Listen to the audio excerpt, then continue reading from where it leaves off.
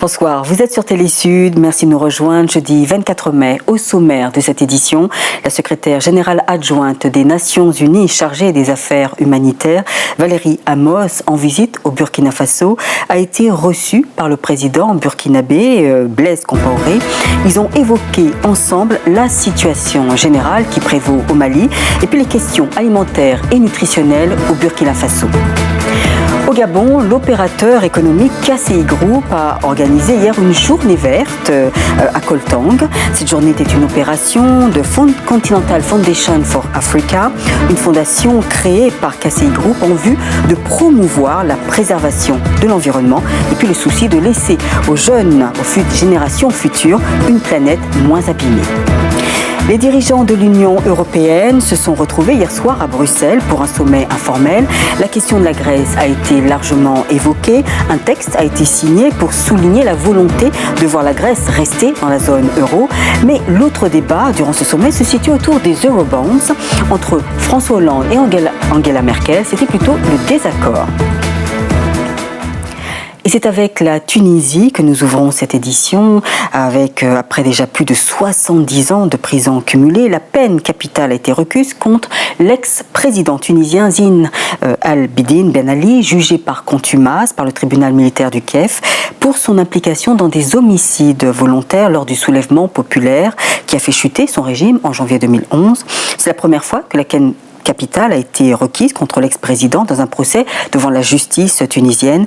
Le procureur a également demandé les sanctions les plus sévères possibles pour 22 co-accusés, anciens hauts responsables du régime. Ben Ali est actuellement réfugié en Arabie Saoudite et l'Arabie Saoudite refuse de répondre aux demandes tunisiennes d'extradition. Au Burkina Faso, Valérie Amos a rendu visite au président Blaise Compaoré pour faire le point sur la situation de crise alimentaire qui touche la région du Sahel. Fatouma Garba. Les populations du Sahel vivent actuellement une situation de crise alimentaire sans précédent. Pour Valérie Amos, coordinatrice des secours auprès des Nations Unies, il est urgent de soutenir les efforts du gouvernement burkinabé afin d'assurer la sécurité alimentaire dans la sous-région. Elle a pu rencontrer des familles et autorités locales qui reçoivent de l'aide dans les centres de nutrition au nord du pays. Nombreuses sont les mères qui viennent enregistrer leurs enfants pour les faire soigner. Pour la majorité, ils souffrent de malnutrition.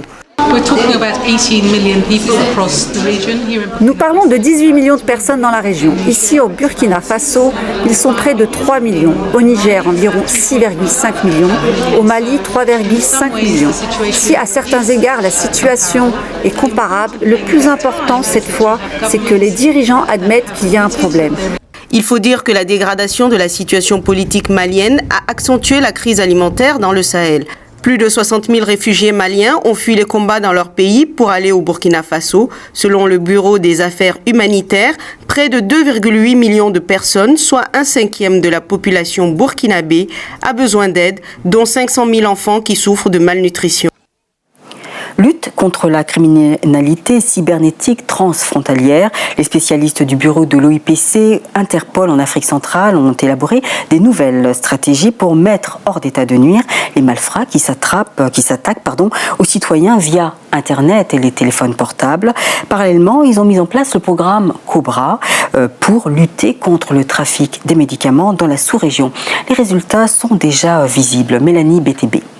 Dans ce stock de médicaments qui va en fumée, on pouvait identifier toutes sortes de palliatifs. Depuis les médicaments contre les maux de tête, en passant par des antibiotiques, des antidépresseurs et même des antipaludiques. Des produits illicites d'une valeur de 750 millions de francs CFA saisis et détruits à Bafoussam, le chef-lieu de la région de l'Ouest Cameroun. Il s'agit de médicaments qui ne respectent pas les normes. Donc il s'agit de mettre de l'ordre dans le secteur santé, avec l'appui des autorités. Les médicaments que vous voyez sur les rues, c'est effectivement le poison. L'opération Cobra, qui porte ainsi les fruits, est l'une des missions mises sur pied par la police transfrontalière OIPC Interpol en Afrique centrale.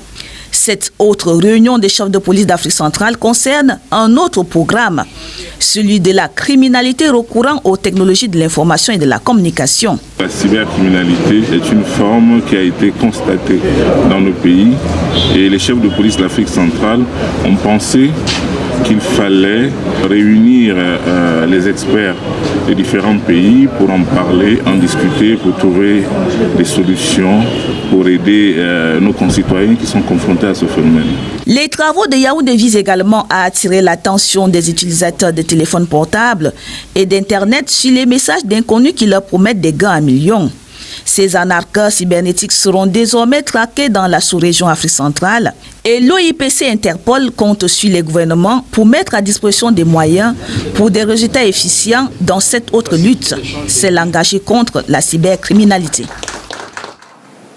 Avoir la conscience verte en parole et en acte et dès le plus jeune âge, voici une initiative proposée par l'opérateur économique KCI au Gabon, Continental Foundation for Africa, une ONG adossée au groupe KCI, lui-même lancé dans la construction de 5000 logements au Gabon, a organisé la journée verte de Koltang qui consiste à initier les écoliers au respect de l'environnement et puis à la préservation de la nature. Reportage Oltatou, récit Linda Robert. Mercredi vert à 30 km de Libreville pour ces enfants de Koltang. L'objectif est clair, assainir l'environnement. Pour ce faire, chacun met la main à la pâte. Tout commence par le ramassage des ordures qui finissent à la déchetterie. Une initiative louée par les autorités locales. Nous parlons du développement du village, le bien-être de l'homme, c'est-à-dire avoir de l'eau potable, avoir l'électricité, le courant, tout ça, les routes, bien travailler. Le groupe KCI est à l'initiative de cette journée. Engagé au Gabon dans la construction de 5000 logements sociaux et bâtiments publics, il se fait l'avocat de la ville du futur. La ville future qui a été réfléchie en fonction du côté culturel, des évolutions démographiques, des besoins de demain, c'est une ville qui sera complètement mise en place dans un programme de développement durable. Le groupe investit sur du long terme en associant les plus petits à ce projet de construction. Le développement durable passe aussi par leur sensibilisation et leur implication. Nos enfants d'aujourd'hui, si nous les éduquons au travers de cette fondation aux gestes nécessaires à ce développement durable, ce sont ces enfants-là qui demain vivront dans cette ville. Donc c'est eux qui vont en jouir, je dirais, de ce bénéfice. Cette journée en faveur de l'environnement apparaît comme une pierre de plus dans l'édifice d'un Gabon vert. Pour une sortie de crise, la culture peut être aussi une alternative crédible. C'est du moins la conviction de l'Union des associations, des artistes, producteurs et éditeurs du Mali. C'est pourquoi l'Union envisage d'organiser 2 concerts humanitaires. Les fonds collectés seront destinés aux populations du nord du Mali. Nianian Aliou Traoré.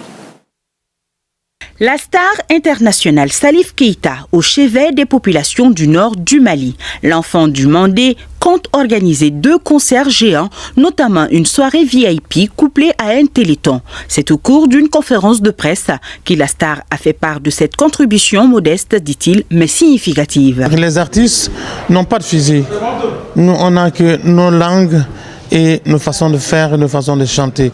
Donc ça va direct au cœur. Rendez-vous est donc pris pour le 21 et le 30 juin prochain. Salif Keïta va assurer le show avec d'autres artistes de renom tels que Toumani Diabaté, Bassekou Kouyaté, Nawa Doumbia et Habib Koïta. Les fonds récoltés iront directement dans un sous-compte de la Croix-Rouge malienne qui se chargera d'acheter des vivres, des médicaments et autres besoins des populations du nord du Mali.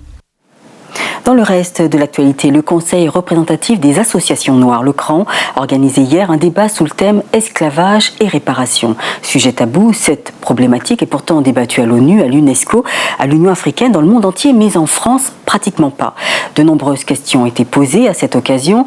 À qui a profité la traite négrière? Peut-on réparer les dommages liés à l'esclavage? Comment et à qui? Reportage Fatouma Garba.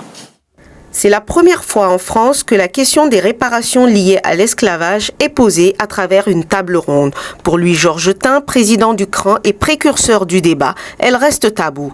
Il faut quand même rappeler que la loi Taubira prévoyait dans son article 5 des réparations. Or, cet article a été écarté à l'unanimité et ensuite, on a voté la loi à l'unanimité. Mais ça a été une loi vidée de son principal contenu, vous le voyez bien. La traite négrière, source de profonds traumatismes, a totalement bouleversé l'humanité. Or, certains historiens rejettent le principe de dédommagement. Personnellement, en tant qu'historien, j'aurais plutôt souhaité qu'à travers ces réparations, puisque ça intéresse beaucoup de gens, ça intéresse toutes nos populations, à travers ces populations, on puisse atteindre l'histoire. Et que toutes les populations, vous, tout le monde, puisse avoir droit à connaître son histoire. Mais quelles formes peuvent revêtir ces réparations? À ce sujet, experts et historiens s'accordent sur 5 types de restauration. Éthique, en référence à la loi Taubira qui a fait déclarer l'esclavage comme un crime contre l'humanité.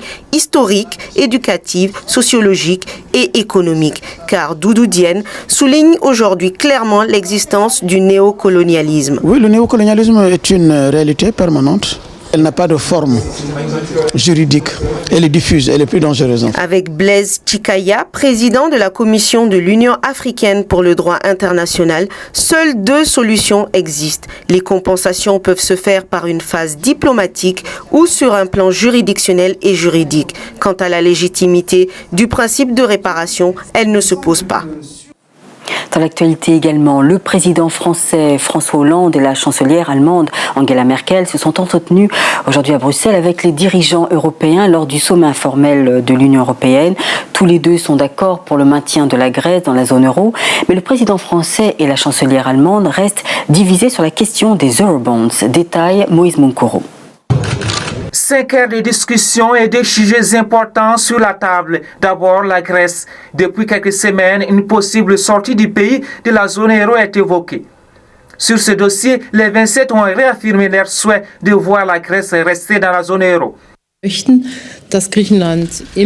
Nous souhaitons que la Grèce reste dans l'euro, mais nous insistons sur le fait qu'elle doit respecter ses engagements. Consensus sur la Grèce, mais les eurobonds divisent. François Hollande préconise une mutualisation de la dette des États. Pour lui, les euro-obligations permettent de relancer l'investissement dans la zone euro. Mais pour Angela Merkel, cette mesure est loin d'être une solution pour favoriser la croissance. Il y a eu un débat varié au sujet des euro-obligations. J'ai expliqué la position allemande qui est que nous avons besoin d'une coalition économique très forte dans la zone euro et que nous avons eu des difficultés quand nous avons imaginé le pacte budgétaire à le rendre conforme aux réalités. Je respecte le point de vue de Mme Merkel quand elle dit les eurobonds, ce n'est pas un instrument de croissance en tant que tel. Mais c'est un instrument qui peut permettre, dans certaines conditions, la croissance. Donc nous aurons ce débat qui va se poursuivre. François Hollande souhaite maintenant que la question des eurobonds soit inscrite au menu du prochain sommet de l'Union européenne qui aura lieu fin juin. Le match Hollande-Merkel ne fait que commencer. Mais pour ce premier sommet, le score aura été nul. Nous arrivons au terme de cette édition. Avant de nous quitter, je vous rappelle la principale information. Crise alimentaire et afflux des réfugiés maliens au Burkina Faso. Valérie Amos, secrétaire générale adjointe des Nations Unies aux affaires humanitaires et coordonnatrice des secours d'urgence, a lancé un appel à la communauté internationale pour venir à bout de cette crise humanitaire à laquelle fait face le pays des hommes intègres. Merci de nous avoir suivis. Place maintenant à vos programmes favoris, le JT Sport, présenté par Ahmed Parezo. Et quant à nous, nous nous retrouvons demain à 21h. Merci de votre fidélité.